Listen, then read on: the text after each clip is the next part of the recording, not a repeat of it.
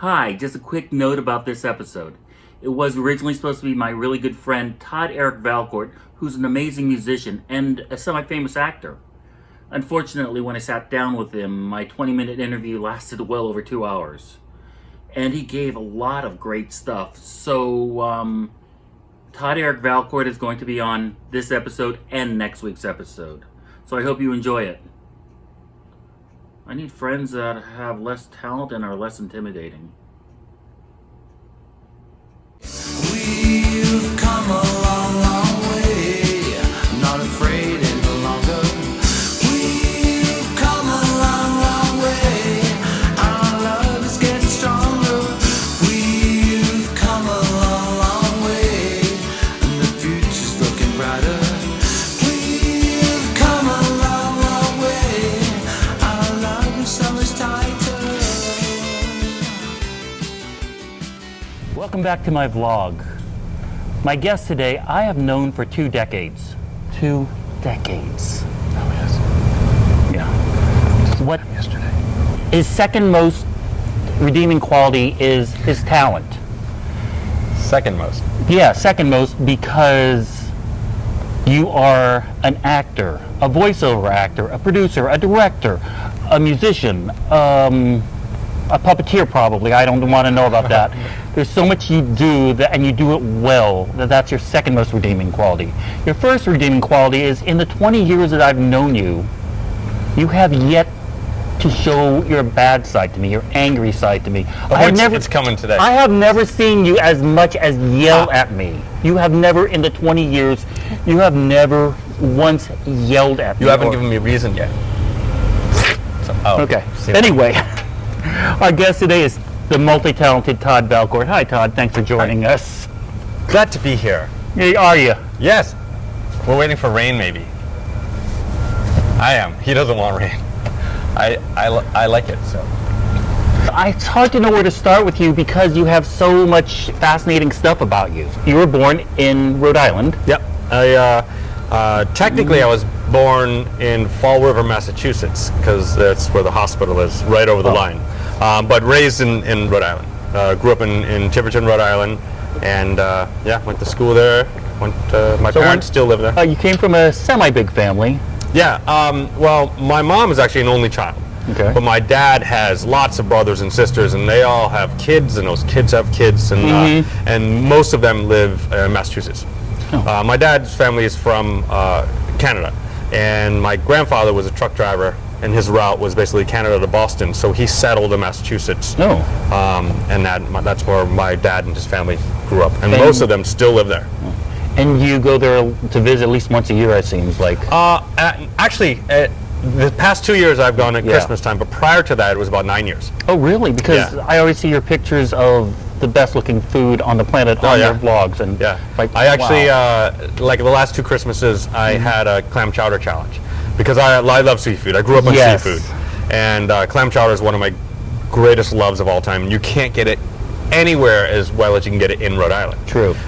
So 2 years ago I went home and I said I was only home for 5 days, and I said I'm going to do a clam chowder challenge. I'm going to have as many bowls of clam chowder from as many different restaurants as I could get in 5 days. So I did 8 big bowls of clam chowder from 8 different restaurants in 5 days. And then last year I beat it. I was able to squeeze in 9, so I did 9. So in other words, you're not lactose intolerant. I'm certainly not. Yeah. Though when I got back, I did feel absolutely awful. Yeah, well, yeah. I was like, that was so much. And then you just crave salad and you don't want to see anything with milk. Getting back to your family, how many of your siblings and you were there? 2 older brothers. I'm the youngest. There's 3 boys. My mom had my 2 older brothers, and then they took a little break, and then I think she wanted a girl, so they had me. It didn't work out. I'm not going Didn't work there. out for them. So Are it's you in just touch with your feminine side? I'm very in touch with my feminine side. There you go. Quit touching yourself. Can't help it. When did you know you wanted to become you wanted to be in the entertainment field? That's an interesting question. I started acting when I was little. Like I think I was 4 or 5, and I was in my first play. I played a wizard in some like school play thing, and I loved it. And I was in theater, doing theater and all that. Ever since then, like every year I was in it, and by the time I got to middle school, I was all in. By the time I got to high school, I was all in. And I also started playing trumpet when I was a really little kid as well. And started picking up other instruments and learning other instruments. So I was always like involved in it, but I had no thought of doing it for a living. Because when I was a little kid, I was a smart kid. I was really interested in a lot of things, and I was lucky enough to grow up in a school that was a little advanced for Rhode Island, regardless, but for anything at the time. You know, our school had a computer lab before anybody else had a computer lab. So I was computer programming when I was in middle school, and when no one owned a computer, like it was, you know, when I was, all these things, we were advanced. So I was always like a sponge of that, and I wanted to be a surgeon. I wanted to actually be a surgeon. And my parents were like, yay, our son's going to be a doctor. And then sometime when I got to high school, I was like, no, I just want to play a doctor on TV. And I kind of switched gears on that. Did you hear the air deflate out of them? No, my parents are awesome. So they were like, whatever you want to do, whatever. So I ended up going to school for acting. At that time, you also did some modeling, according to your website. Yeah, I've done a lot of modeling through my life. Stuff when I was a little kid. Most of the stuff I don't remember. The only one that I really remember, when I lived in Chicago, I was a hair model. And I did runway and print. Wow. My hair was down to my hips. I've had long hair several times in my life. Yeah. I had long hair in high school for a while, and then I cut it really short for a play. Okay. And I went in, that was really funny too, because I went in the next day and didn't tell anybody I was cutting it short, and cut it short, like shorter than it is right now. And teachers didn't recognize me. Like, I'd be in class and be like, I'm sorry, you're not in the right class. And it's like halfway through a year, and I'm like, no, I'm in the right class. And we're like, oh my God. Because I had hair like almost the longest hair in my school when I was a guy. After that, my hair grows really quickly, so after that I grew it again. So when I got to Chicago, I had longer hair in college. When I got to Chicago, I had really long hair, and this agency saw me on the street and was like, hey, literally on the street. Yeah, and said, do you ever think about doing modeling? And I saw I was working for a stylist company, and I forget, a few different companies that you know, hair products and whatever. And I did runway shows, and I did some print work. When you first started, who do you think your entertainment influences were? Acting-wise, a few. Being in Rhode Island, the Trinity Rep Theater is one of the best repertory theaters, and that's in Providence. So when I was a kid, ever since I was really little, you would take trips to Trinity Rep, and you saw, you know, Christmas Carol and the traditional stuff, but they always did the Boys Next Door, like all these great plays. So I started going, this one actor, Peter Garrity, I loved. And I still see him now. He's in TV and film. If you look up Peter Garrity. When I was a little kid, he was this young man at Trinity Rep, and he blew me away. This was a huge influence on me, was John Hurt in The Elephant Man. So now, I didn't see The Elephant Man when I was really little when it came out, and I didn't see it with the full makeup. But they did a teleplay. I don't know if you've ever seen it. It's remarkable. No, definitely seek it out. The censors thought it was too grotesque to put the teleplay with the full makeup to do it for television, so they wouldn't allow it.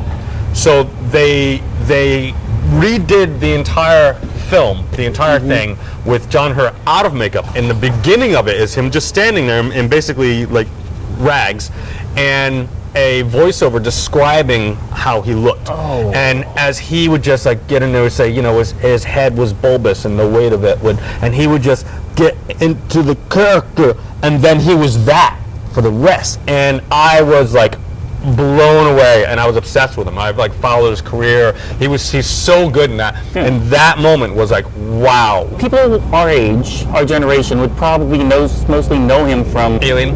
Alien. I forgot Alien, yeah. And then I was also thinking, the War Doctor on Doctor Who. And big fan of John Hurt. He was just amazing.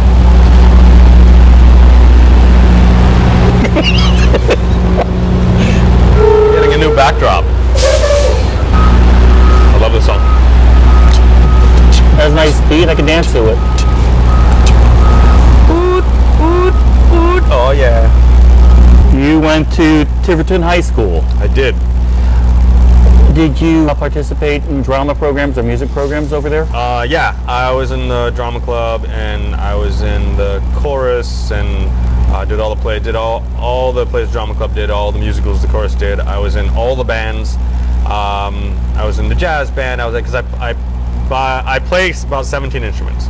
And in high school, by then I was probably playing at least 8 or 9 instruments by the time I got to high school. By the time I got to high school, I really started to embrace it. So it was pretty much anything that was theater, that was music, all that stuff. I had a part of.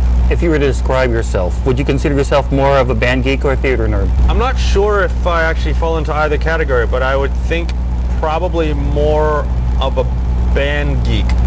We didn't have too many theater nerds in our group, and I think that was because our director, like, we weren't our drama department wasn't like okay, everybody, we're going to do theater now, everybody do it. No, our director was Frank Romanelli, and he was amazing.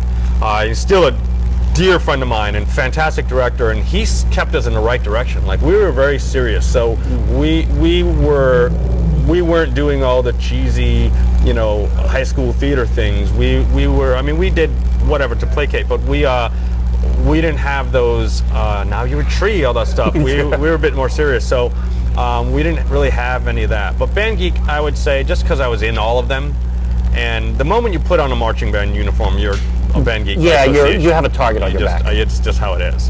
Of course, I had long hair. Yeah. And with the silly hat and the plume, playing trumpet solos. Really? And with the hair down to here, it was pretty. Did you find your opportunities limited living in Tivington? Yeah. Like I did, besides the stuff that I did, I worked with the Rhode Island Shakespeare Theater. I worked with theaters that were like in Newport and Massachusetts and other places. So if I wanted to do more theater, I had to go out of town for sure. So and music-wise, there was so many good music programs in Tiverton and the areas around it. Okay. So that was fine. But yeah, acting-wise, Tiverton didn't have. It had basically a drama club. It didn't have a theater program. Okay. So we basically focused on 1, maybe 2 productions a season. So anything else, I would go and perform in another company in a different city, and something in Providence. Did any projects stand out to you over in Tiverton High School? Yeah, I did. We did a production of Harvey, and I played Edward P. Dowd. And I always loved that. I think I have that in tape somewhere. But it got me a lot of praise. That was one of the things that sort of got me noticed. I was younger, and it got me a lot of. I think that's actually what got me a play out of Newport. Someone had seen me that and asked me to come and read to be another play over there. After you graduated with great honors, as everybody heralded you over your head, over at Tiverton High School, you went to Emerson College. I did. And that is a private college in Boston, costs lots of money, and a lot of actors and performers attended there. Yeah. Your major was? Acting. I went for a BFA in acting. And you got it? Did they give it to you, really? They won't give it to me. I don't know why. They're so stubborn. Yeah. It's funny because Emerson's really changed now. Like, so many producers come out of Emerson. The Emerson I went to wasn't even in the same location as the Emerson now. It was old school. It was in the old theater department. Was at Brimmer. We called it Brimmer World. It was around the corner from the Bullfinch Pub, which is Cheers. Oh yeah. That's Brimmer Street right there, Beacon and Brimmer. So that's the old theater department, and then you went up Beacon and you had the classrooms and everything there, and the radio stations, and all the way down to Kenmore Square. Well, all that is moved. All that stuff is gone. It's like downtown area. It's all different. And we had the Majestic Theater, which they opened while I was there. I got the chance to work at the Majestic, which is one of the oldest theaters in Boston. It's just beautiful. When I was there to actually work in that, because I worked in that both in all aspects. I worked as a production electrician, lighting designer. I worked in the box office. I did so much in that theater as it was being restored. So that was pretty awesome. I got to meet a lot of people there. Because like when I was working there, Mark Morris dance troupe came through with Mikhail Baryshnikov, and Brooks Russell was the theater manager, and he was this older, amazing guy. He was a teacher there. He taught theater production. He taught the toughest classes at Emerson were taught by this guy. He taught 2 of them, and then he ran that theater, and he and I became really good friends as when I was a student working for him. So those guys came to town and we went out to dinner. So it's me and Mark Morris and Mikhail Baryshnikov and Brooks Russell, and then they did Steel Magnolia in the town, and he was friends with Marion Ross and Barbara Rush, and they were all in it. So they came to town and they did a panel he set up a panel at the Majestic for all the students came in, and then Brooks and Barbara and Marion, we all went out to dinner. So I get to, it's like every time someone came in, he was so connected in the theater that it was always like, hey, we're going to dinner tonight, and it was always someone new, and I just got to have these great conversations with these terrific performers, like these Majestic people. It was fantastic. That's kind of what I loved about my time at Emerson. At that time, Emerson was very theater. There was some film and TV, but it wasn't like it is now. Now it's film and TV with theater as well. But back then, that's the only thing I regret, as I didn't do any of the film and TV, take any of those classes or anything when I was at Emerson. Okay. I learned all that later, because to me, I was only going to do theater. Okay. And it wasn't until I got to LA that I started doing film and TV. You do have one story I want you to tell. Walking down the street, you ran into a certain somebody who's not known for talking. You're talking about Teller. Yeah, about Penn and Teller. Yeah, Rudy Teller. It was actually both Penn and Teller, but they were coming out of a hotel, and I was going down the street, and I was in a hurry, and they were in a hurry, and they knocked me to the ground, like we bumped into each other, and but like I felt on, it was so nice and stuff, and they was like, hey, well, come join us. They were performing on the street. I actually saw their show, and I still have an autographed card, but like nice. You know, from their show, I think I have a Jack of Spades, and but we ended up going to McDonald's, I believe, is where we went. I forget. Okay. But we went and they took me out to lunch, basically, for knocking me over, and hung out with him. And it was really interesting because, I never heard Teller talk. So, and he talks. He won't shut up. Yeah. He's just like, Gavin, we just had this really interesting conversation. But it was fun, and I was a big fan of theirs. When did Chicago come in? Chicago was right after college. Okay. I was doing all this stuff in college, and Richard Toma, rest his soul, he was my freshman, my first acting coach, acting teacher at Emerson, and an amazing, talented person. I ended up working with him in his professional company when I was in college in Boston, and he taught me so much. He was just this really passionate man who just really inspired me and allowed me to kind of reach for things that I didn't think of before. And he was the one that said, you don't belong here in Boston. You don't leave here. He says, there's theater here, fine. He says, there's theater in New York, fine. He says, but the style of theater that you're writing, the style of stuff, you should go to Chicago. So I started looking into Chicago and stumbled upon Second City and got to audition and go over and work at Second City Company. And I worked with some people at Steppenwolf. I get to work personally one-on-one with Del Close.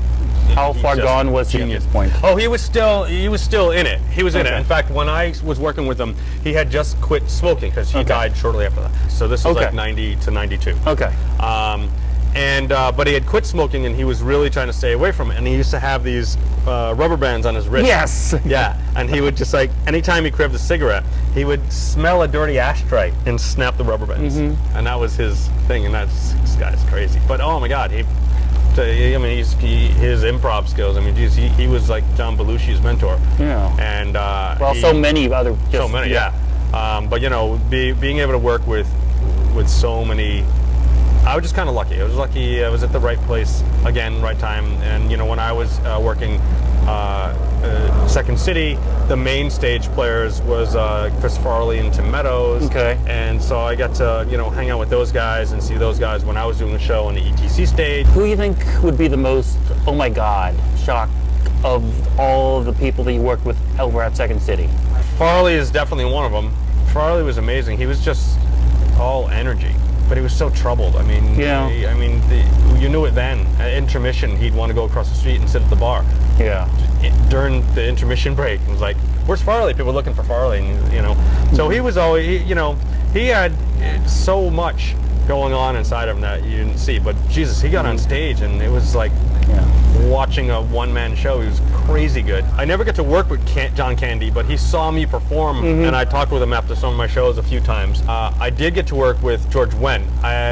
George Wendt saw me perform as well, and then came to a rehearsal one time and sort of joined us as like a guest director. Me, Dave Pasquesi was the best, and Really? he's the one, like, he's doing well now. Is on Veep years, where he was, to me, like one of the most talented guys there. His improv skills were through the roof, and one by one, people would like his people he was working with would like get discovered, and he would come out for pilot season and wouldn't get the pilot. And so it was one of those, everyone knew this super talented guy, and it wasn't getting like that big break. It took him a little while longer, which was interesting. But I was always loved watching him. Like I would. There was one time where Second City, all the lights went out, everything went out. It was a big power outage, and so everything stopped, and the room was just lit by candlelight. So while they were waiting for it to come on, Pasquesi came out and said, "All right, well, I'll just take any questions."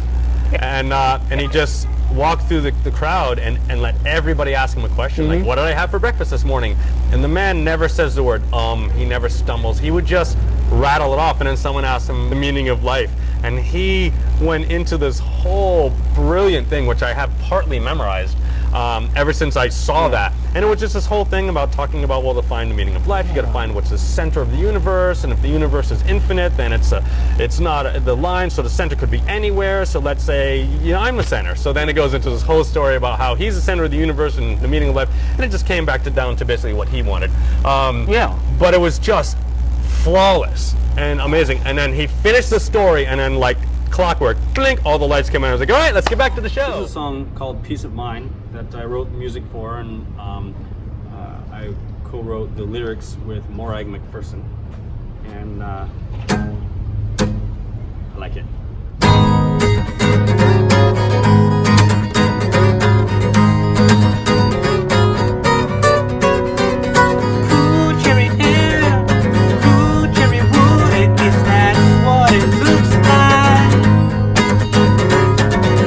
Over here, misunderstood. Tap, tap, tap, till it's good night. Another drink, another waste of time. An open ring upon an open line. Need summer skies, just reflections of I could have thought of the good life. There's no question of doubting, so the shout of a runaway dream with no answer to why. And talking to no one doesn't mean no one talks. Another lonely man is a trolley in the box. Not a problem, not a problem. My kingdom for a peace of mind. Not a sister, not a mother. I'm just another. My kingdom for a peace of mind.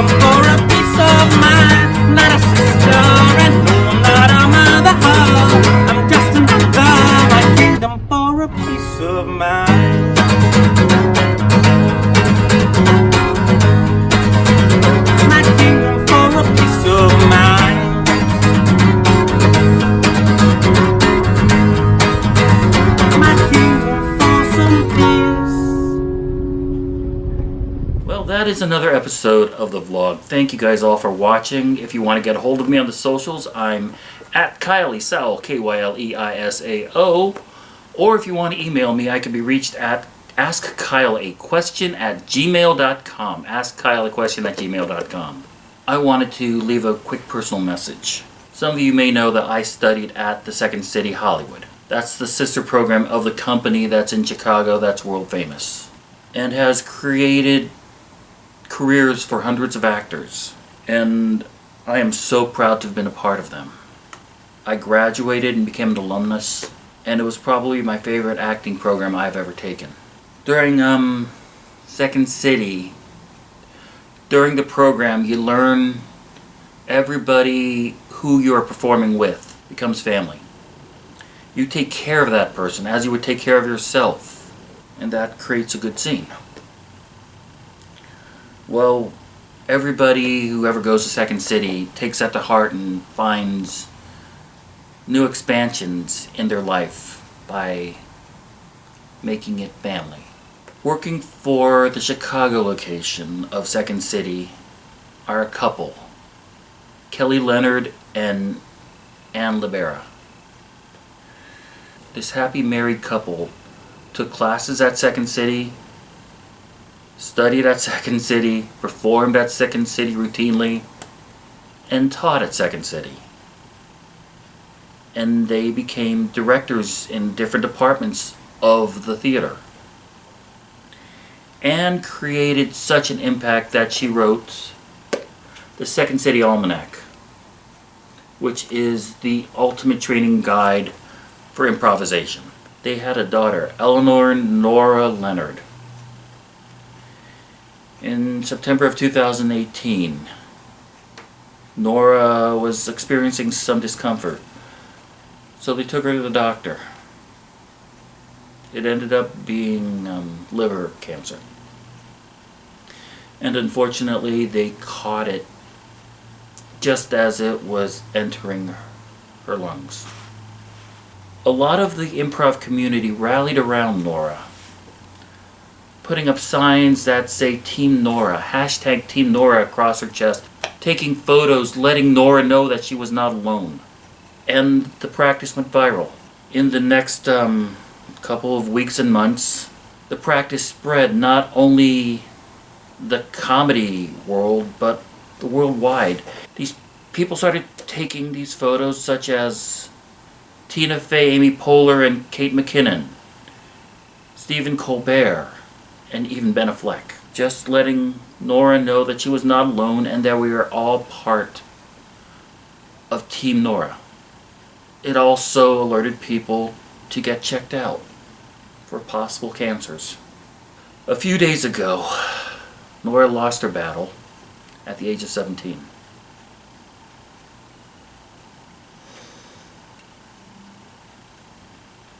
I wanted to take this opportunity to send my deepest condolences and sympathies to the family and friends and everyone who was affected by Nora.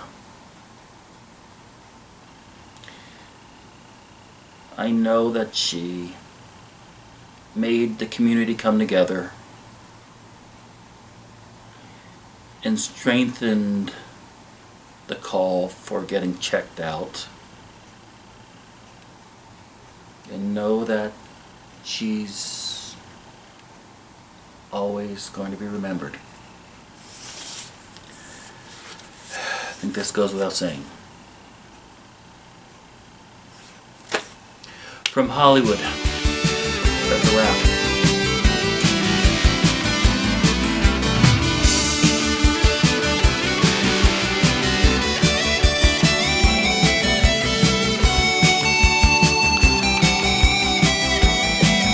Seem like a happy fellow, that's why we're saying hello, hello Scott Melrod to you. It was really terrible. It was Scott Melrod, his name. I can't really remember that.